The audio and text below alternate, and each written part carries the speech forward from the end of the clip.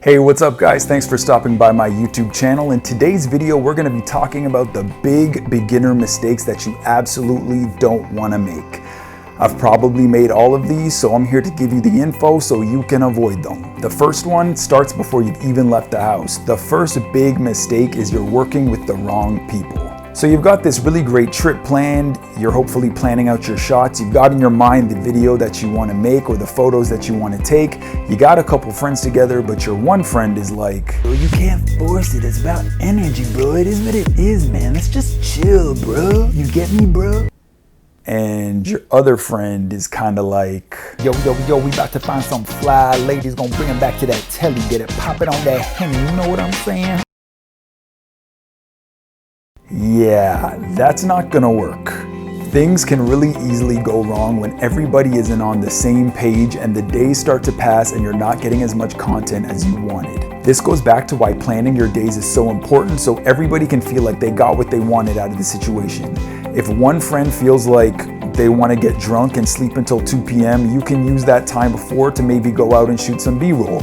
You have another friend who wants to have a party every night, you can hide your camera equipment so it doesn't get stolen. Also, you ideally want to be working with people who have a similar interest and somebody not just there as a sidekick. You want people who are going to be putting forth ideas, not just following along. It's even better if everybody on your team has a good foundation in either photography or videography, so you're not killing time explaining every shot to the people that you're with and just crossing your fingers and hoping that they get it. Trying to get your auntie or your cousin Vinny to all of a sudden know stuff and know the shots that you want to get is kind of unreasonable. If you're in a special location and you're kind of on the clock, you don't want to be killing time explaining to somebody the ins and outs of photography or the ins and outs of how the camera works when you could be using that time getting some really cool shots. Eventually, you'll put together a team where everybody's good at something. You can have a team where somebody's really great with the gimbal, somebody's really great at handheld shots, somebody's really great with the drone, and then you've kind of got all your bases covered.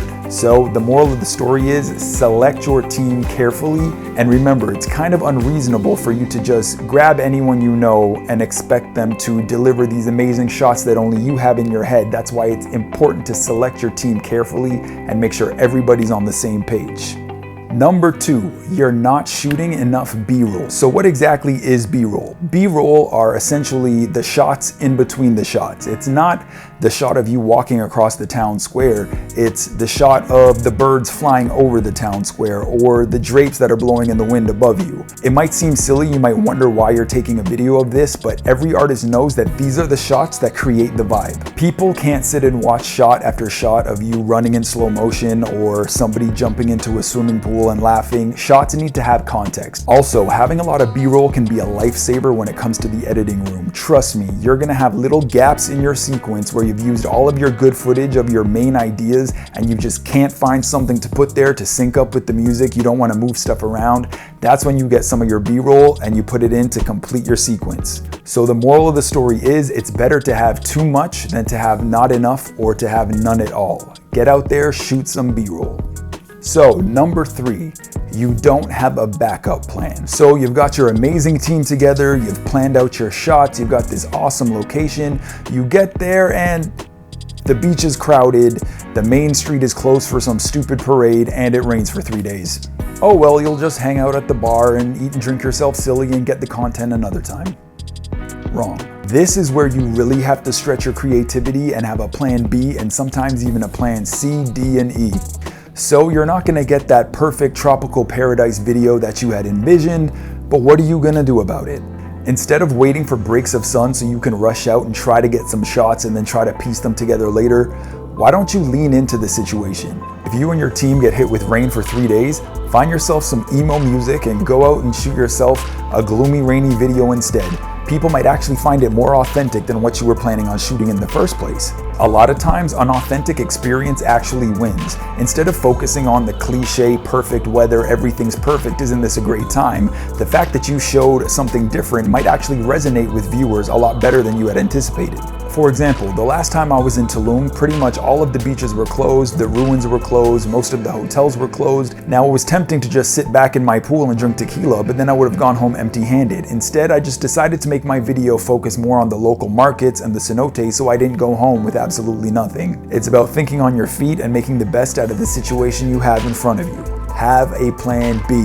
Next up, you're using the same type of shot over and over again. This is where location planning and just shooting enough content is key. Because if you don't, you're gonna be stuck with the same clips and trying to drag them out to make your video seem complete. There'll be not a lot of diversity in your shots, and you won't be able to do the quick cuts that people like because all of your footage looks the same. Because even multiple clips from the same shot or dragging out one shot for too long is just boring for the viewer. It's especially easy to fall into this trap when you travel somewhere that's only famous for one thing. For example, you go somewhere that's known for its amazing beaches and you get some great shots of the beach and some great shots of the beach and more shots of the beach and then all that extra B-roll of the beach. Screw that beach. This is not exactly engaging for your viewer. This is where you have to stretch your creativity again and hopefully choose somewhere that's known for more than one thing, and then you shoot all of it. You can sort it out when you get home and you go through the edit, throw out the stuff you don't want. And if you are stuck someplace that is only famous for a beach, start the video before you get to the beach. Show how you and your friends got to the beach, shoot in the public transportation, how you found this amazing hidden beach, or start at the beach and show this awesome place that you and your friends went to eat after the beach. You always have options, you just have to see it. Next up, you're overusing Instagrammy effects or really cliche transitions. Everybody knows that there's always a new transition, a new effect that people want to try, and these apps pretty much bombard us with it and they make it seem like you have to use these. You absolutely do not and should use them sparingly. While it may be tempting to show off and throw in everything but the kitchen sink, using these cliche effects over and over again can actually be seen as tacky and unprofessional, especially if your goal is to be working for paying clients. The zoom transition to the car, and then the zoom transition to the store, and then the zoom transition to the beach, and then the slow motion over and over again.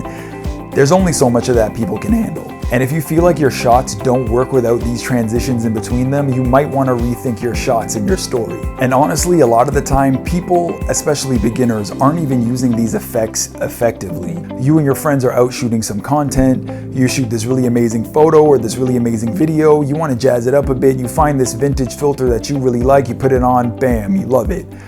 Okay, vintage filter, but the cars that you're standing next to are all from 2020 and there's modern glass skyscrapers in the background. You can use a vintage color grade and a vintage filter when you're sitting at an old cafe that was built in the 50s, when you're out in the woods and you're at an old cabin. Sometimes people use it for weddings, but using vintage coloring on things that are new doesn't make any sense. So the bottom line is, while it's cool to learn new things and try out new effects, let's make sure we're using them correctly and tastefully.